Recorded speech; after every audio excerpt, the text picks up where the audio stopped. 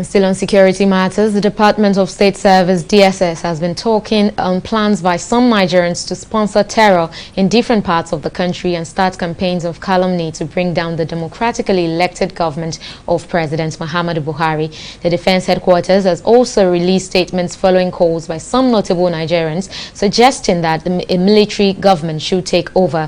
We're now being joined from London by Adewale Ajadi, a public affairs analyst, to look into some of these issues.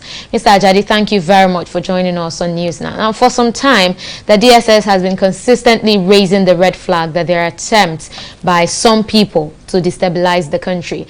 And to some people, this is an attempt to sort of push blames on something else. But some people have also believed that the sponsored threat to national unity is real. What do you make of all of these? Well, thank you very much for inviting me. It's very clear that the DSS has more credibility than commentators. Well, what is clear is that this is an institution of the Nigerian state that is not likely to just politicize this kind of issue. But let's even reflect on what we are seeing. One of your own reporting today is about students that were kidnapped.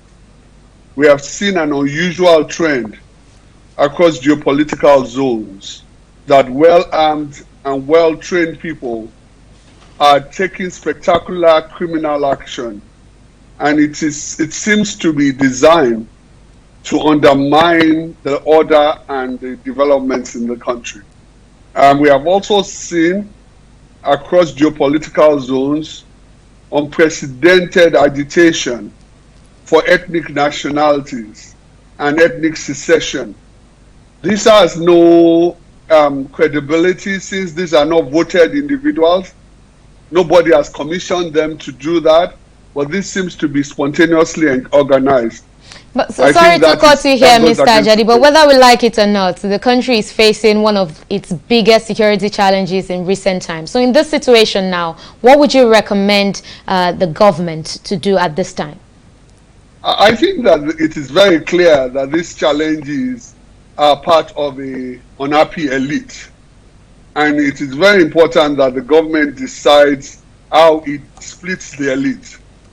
So it means that the government has to reward those who are passionately Nigerians and make sure that evidentially and otherwise those who are involved in criminal activity are openly investigated and punished.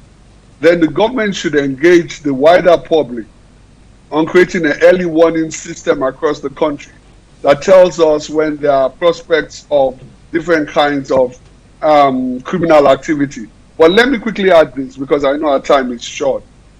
There's a flaw among the elite that suggests that if you create agitation and you create unsustainable climate, it's likely to reward you by earning power in 2023. This is a very ridiculous notion. People must not forget that the institutions that they destroy today are the ones that they would earn when they win elections. And this should not be sustained at all. Well, indeed, Mr. Adewale Ajadi, thank you very much for joining us on News Now.